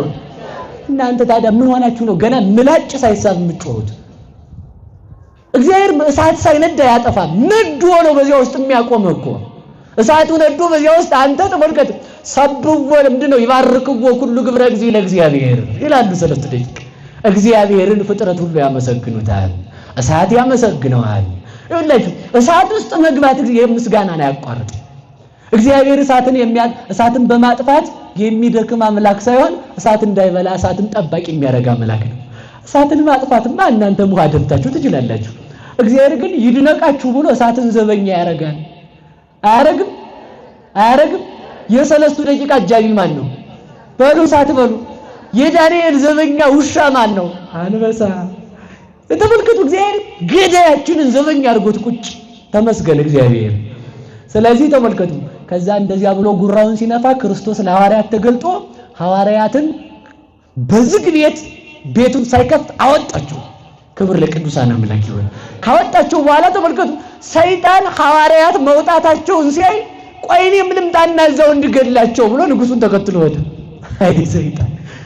እነሱ ደግሞ ሄደው አደባባይ ቁጭ ወደ ሞት ሄዱ። እስኪ በሉ ወደ ሞት ሄዱ በሉ። ክርስቲያን ናችሁ? ክርስቲያን ወደ ሞት የሚሄድ ነው። ከሞት የሚሸሽ ክርስቲያን የለም። ሰለስቱ ደቂቅን እሳት ከሚከቱ ሰዎች ወገን አትሁን፣ እሳት የሚከቱት ተበልተዋልና። ከሚገቡት ወገን ሁን። ከሚዘፍኑት ወገን አትሁን፣ ከሚዘምሩት ወገን ሁን። ከሚሰድቡት ወገን አትሁን፣ ከሚሰደቡት ወገን ሁን። ከሚገፉት ወገን አትሁን፣ ከሚገፉት ወገን ሁን። ከሚያስርቡት ወገን አትሁን፣ ከሚራቡት ወገን ሁን። እግዚአብሔር ከነዚህ እንድንሆን መድኃኒዓለም ይርዳን። ምክንያቱም ገፊዎች ቀናቸው ቢዘገይም ፍርዳቸው አይዘገይም። አሁን ተመልከቱ፣ ሲገቡ ሄደው አደባባይ ቁጭ አሉ። ቁጭ ሲሉ ተመልከቱ፣ ፈልገው እዛ በኋላ ሲያጧቸው እንዲህ አለ ሰይጣን፣ አሁን እኔ እዚሁ እቀመጣለሁ፣ እነዛን ሰዎች ሄዳችሁ በሳት አቃጥሉ፣ ከቻላችሁ እየጎተታችሁ ይዛችሁ ነው አለ። ቆይ እንደውም እናሰቃያቸዋለን ይሉና እግዚአብሔር ያሳያችሁ። የብረት አክሊል፣ የብረት ጣት፣ ይህን ሰውነታቸውን የሚሸፍን እንደ ኮት፣ እንደ ጃኬት፣ እንደ ሱሪ፣ እንደ ጫማ አድርገው ሰርተው ሐዋርያትን በሚስማር መቱባቸው ሰውነታቸው ላይ። በምን በሞቴ ነገሩኝ እንጂ በሚስማር ከመቱባቸው በኋላ ተመልከቱ፣ እንደዚያ እንዳሉ ወስደው ብረት ላይ መተው እሳት መካከል አቁመው ህዝቡን ባዋጅ ቀስቅሰው ሁሉም ሰው እንጨት፣ ጋዝ፣ ቁልቋል፣ ቅንጭብ እንደዛ የሚቀጣጠል ዛፍ እንዲያመጣ አድርገው ከምረው ላያቸው ላይ 3 ቀን አነደዱባቸው። ስንት ቀን ነደደበት ቅዱስ ጳውሎስ? በሞቴ ንገሩኝ። 3 ቀን ነደደበት ቅዱስ ጳውሎስ። ከዚያም በኋላ ተመልከቱ፣ 3 ቀን ሲያነዱባቸው ሰንብተው ሰዓቱ ሲጠፋ ሰውነታቸውን ለማየት እስኪዋቸው እንግዲህ ይከፈትና እንደ በሞት ያፈርሰውን። አሁን እንኳን 3 ቀን 1 ሰዓት ቢያነዱብን ምንድነው የምንሆነው? ሰው ደግሞ በጣም ይነዳል። ታውቃላችሁ፣ የሰው ስጋ ይቃጠላል በጣም። ይሄ ነው እሺ። የሰው ስጋ ጧፍ በሉት ከተያዘ በኋላ መንደዱ። በ3ኛው ቀን ያ የብረቱ ካስድ ሲገለጥ የነ ቅዱስ ጳውሎስን ቆዳ ይዞት ተነሳ። ቅዱስ ጳውሎስና ፊልሞና ግን አልሞቱም ነበር። ቆዳቸውን ይዞት ሲነሳ ተመልከቱ። አሁንም እሳት እንደልባቸው ብለው ደማቸው ወደ መሬት ሲወርድ የዚያን ጊዜ እግዚአብሔር ደመናን አዞ በደመና እሳቱን አጠፋ። ደመና መጥቶ ሲጋርዳቸው ክርስቶስ መጥቶ ከህመማቸው ፈወሳቸው። ክብር ለቅዱሳን አምላክ ይሁንልን። ውሻዎቹን የሚጠብቅ በተአምራት ስለሱ ብለው የሚመሰክሩትን የውሻ መኖሪያው አፉ ነው። የሐዋርያት መኖሪያቸው አፋቸው ነው። ሴት ሞቷ ባፏ ነው፣ የሐዋርያት ሞት ባፍ ነው ይላል ሊቃውንት። ተመልከቱ፣ ባስተማሩበት እንዲዛ ተደረጉ፣ ግን ምንም አልሆኑ። ከዚያም በኋላ በጦር እንውጋቸው ተባባሉ። እስኪ በድንጋይ እንውጋራቸው ነው እንጂ እስኪ በሉ። ድንጋዩን ሲወረውሩት ቅዱስ ጳውሎስን ሳያገኝ መሬት። እነዚህ ምታተኞች ማለት ያዘዙት ተመልከቱ፣ ስም መስጠት ጠንቋዮች ናቸው አለ። ጦር ሲወረውሩ ጦሩ እየተመለሰ መሬት ሳይነካቸው። ከዚያ በኋላ አንድ ድሜጥሮስ የሚባል አንጠረኛ መጡ። ማን የሚባል? ቅዱስ ድሜጥሮስ ደገኛውን አይደለም፣ ሌላ ጠንቋይ ነው። እሺ ሲያመጡት እንዲህ ያረግናቸው አልሞቱም ሲሉት፣ አይ እነዚህ ሰዎች የእግዚአብሔር ኃይል አለባቸው አልነካም አለ። ሲላቸው ደግሞ አንድ እለእስክንድሮስ አይደል ይላል ቅዱስ ጳውሎስ። እለእስክንድሮስ ያደረገኝ ነገር ይላል አይደል? አይታችሁታ ወንጌል። እለእስክንድሮስ የሚባል ባለስልጣን መጣ ሐዋርያትን ለማጥፋት። ከዛ እሱ ደግሞ አውርዱና ከተሰቀሉበት ቦታ ላይ አለ ወታደሮቹን ይዞ መጥቶ እኔ መሬት በሰይፍ ኦጋና ገላቸዋለሁ ብሎ ሰራተኞቹ ሄደው የቅዱስ ጳውሎስንና የቅዱስ ፊልሞናን እግር ሊያወርዱ ያዝ ሲያረጉ እጃቸው ተጣብቆ ቅርት። እየሰማችሁ ነው? ማን ያንሳው? ተመልከቱ፣ ከእንዴት አድርጎ ከብረቱ ይላቀቅ እጃቸው። እናንተ እውነትም መሰሪያን ናችሁ እንዲህ አላቸው። እኛስ መሰሪያን አይደለንም፣ በሕያው እግዚአብሔር አምላክ የምናምን ሐዋርያት ነን እንጂ የክርስቶስ ባሮቹ ነን። አሁን ሰራዊቴን እንዴት አድርጌ ላስለቅቅ? በእግዚአብሔር እመን ይለቅልሃል እጃቸው አሉት። በማን እመን? አብላኝ እኮ ሹመኝ እኮ አይደለም ጥያቄያቸው፣ እመን በእግዚአብሔር። አያችሁት? የእግዚአብሔር ዘእግዚአብሔር ፈነወ ቃል እግዚአብሔር ይነግር። እግዚአብሔር የላከው እግዚአብሔርን ይገልጣል። ዘር የሾመው ሰው ዘር ነው የሚሰብከው። እሺ ምናምን ፖለ ምናምን የሾመው እንትን ፖለ ምናምን ነው የሚሰብከው። ፖለ ነው ያልኩት አደራችሁን በሞቴ። ሆድ የሾመው ሆድ ነው የሚሰብከው። እንብላው በጅብ ቆዳ የተለጎመ ከበሮ ግጉ ሲያረጉት እንብላው ይላል አሉ ነው። እና እንዲያ ነው። ሆድ የሾመው ሆድ ነው የሚሰብክ። እግዚአብሔር የሾማቸው እግዚአብሔርን ሰበኩ። እግዚአብሔር የሾማቸው ማንን ሰበኩ? በቃ አሁን ነገር የልጨርሰው ነው። ከዚያ በኋላ እንግዲያውስ አለ እዚያ ጋር የደነፋ ነው ሰይጣን ንጉሱ ቤት ተቀምጦ እነዚህን ሰዎች ውሰዱና እዛ እነ ጳውሎስ ጋር ውሰዱና እዛ አስቀምጡ ሬሳቸውን አለ። ለምን መስላችሁ ነው ሰይጣን እንደዛ ያለው? ቅዱስ ማነው እለእስክንድሮስ የሚባለው ባለስልጣን ተቆጥቶ ጳውሎስንና ፊልሞናን እንዲገል የቅድስት አውፎሚያን እና የቴዎድሮስን አጽም ባልጋ ተሸክመው ጳውሎስ ፊት ወሰዱት። ከዛ ነው መልከቱ በአምላኬ ታምናለህ አለው ለእስክንድሮስን። ሰራዊቴን ታስለቀቅልኝ እጃቸውን አምናለሁ አለው። ከዛ በኋላ ያን ሲናገር ቴዎድሮስ አፈፍ ብሎ ተነሳ። የንጉሱ ሚስት አፈፍ ብላ ተነሳች። እነዚያ የቅዱስ ጳውሎስን እግር ከችንካሩ ወርደው ለመግደል ወደ ችንካሩ የተጠጉ እጆች ለቀቁና ቆሙ። ከዚያም በኋላ እንደ በአምላኬ አምናለሁ አሉ። ከዚያም በኋላ ተመልከቱ ሰይጣን ይህን ሲሰማ ከተማ ውስጥ እያውደለደለ እንዲህ አለ እነዛን ሰዎች አስራችሁ ካላመጣችሁ ጦርነት ልጀምር ነው አለ። አይ ሰይጣን አዛ እንደዛ ሲል እንደው እንዴት ሆኖ ይሆን እያለ ጠጋ እያለ ሲያይ ቅዱስ ፊልጶስ ፊልሞና ካባው የለበሰው ልብስ አንስቶ ከሰይጣን ትከሻ ላይ ወረወሩ። ንጉስ ነኝ ብሎ ተቀመጠው ጋር የዚያን ጊዜ ተመልከቱ ያ መልከኛ የንጉስ ልጅ መስሎ ቀኛዝማች ግራዝማች የያዘው ሰይጣን መልኩ ተለውጦ ኃይሉ ደክሞ የዚያን ጊዜ ተመልከቱ። ከዚያም በኋላ ተመልከቱ ቅዱስ ጳውሎስ ሄደና ያዘው። ያን ሰይጣን ከነሰራዊቱ ሰብስበው በሕዝቡ መካከል አስገቡት። ከዛ አንድ ነገር ቀረ። በአምላኬ ታምናላችሁ አታምኑም አላቸው ሰዎቹ። እናምናለን። እስኪ በሉ እናምናለን በሉ። እኛማ እናምናለን ሲሉት እንግዲያውስ እንደዚያ ከሆነ አላቸው በከተማው ውስጥ በሬ አንድ ነገር ረስቼ አርጤምስ የምትመለካለች አርጤምስ የምትባለው ጣዖት ማለት አርጤምስ ያችን አርጤምስ ትልቅ ሐውልት ናት። እሷን የሚያጥኑትን የጣዖቱን አገልጋይ ቄሶች አምጡ ያለዛ እንላቀቅም ማለት ቅዱስ ጳውሎስ። ከዛ እንደዛ ሲላቸው ሰብስበው ይዘውላቸው መጡ። ሲመጡ ተመልከቱ ሆዳቸው ሊቀርባቸው ሆኖ የጣዖታቱ ካይናት እነዚህማ ያ ሁለቱ ስብሐት ሰው የሆነ አምላክን ሰው የሆነውን ሰው የሚሰብኩ አይደሉ እንዴ? በእነዚህ አናምንም አሉ ሲሉ ቅዱስ ጳውሎስ ከዚያም በኋላ ሲጸልይ ከሰማይ ደመና ወርዶ አይናቸውን አወሩ። አይናቸው ሲታወር እንዲህ አለው እሺ እናንተ አምላክ አርጤምስ አምላክ ናት አላቸው። አዎ እሺ አምላክ ከሆነች ነይ በሏት አለ። ምን በሏት? ነይ በሏት አላቸው። የከተማው ሰው ሁሉ ተሰብስቧል። ያገሩ ሰው ለምን እነ ጳውሎስ ሊገደሉ ማለት እዛ ነይ በሏት ሲላቸው አትመጣም፣ እሷማ አትመጣም፣ ዶሮስ ድንጋይ ይመጣል አላቸው። ድንጋይ ይመጣል ወይ? እንዴት ነው የሚመጣው? እናንተ ባታመጧት እኔ አመጣታለሁ። ወይ ቅዱስ ጳውሎስ በሉ እስኪ እናንተ ባታመጧት በሉ ማን ያመጣታል አላቸው። እኔ አመጣታለሁ አለና ከሞት በደንብ ልብ በሉ መጀም የሞተውን ማስነሳት ማንም ቴዎድሮስን በሉ እንጂ ያንን ልጅ ምን አለ ሂድና በቅዱስ ጳውሎስ በሚሰብክበት አምላክ ስም ቅዱስ ጳውሎስ ኑ ብሏቸዋል ብለ ይዘልልናል። ሄዶ ተመልከቱ እናንተ ጣዖታት አላቸው። አቤት አሉ። ቅዱስ ጳውሎስ በሚሰብክበት አምላክ ኑ ብሏቸዋልና ኑ አላቸው። አንተናን ቴዎድሮስን ተከተለው ድንጋዩ ከዙፋን ወርዶ እየተንጓለለ ጳውሎስ ፊት ሄደ። ወይ መታደል! ሰው ሁለት ነገር አደነቀ። አንደኛ የሞተውን ማስነሳት፣ እሳት 3 ቀን እንዲደንባቸው አለመሞት፣ ጦር ሲወረውልባቸው አለመግደል። እሳት አያቃጥላቸውም፣ ረሃብ አይገድላቸውም። የሞተውን ማስነሳት። በዚያውስ ላይ አርጤምስ ምን አይነት ደካማ አምላክ ነው!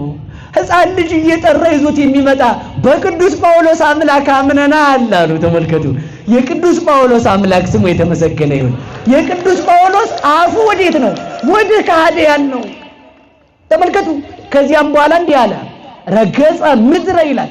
መሬቱን ሲረግጠው ተመልከቱ እዚያ የንጉስ ልጅ ነኝ ብሎ ሰው መስሎ የሚያጭበረብረውን ጋኔን ከነሰራዊቱ መሬት ተከፍቶ እንዲወጣው አደረገው።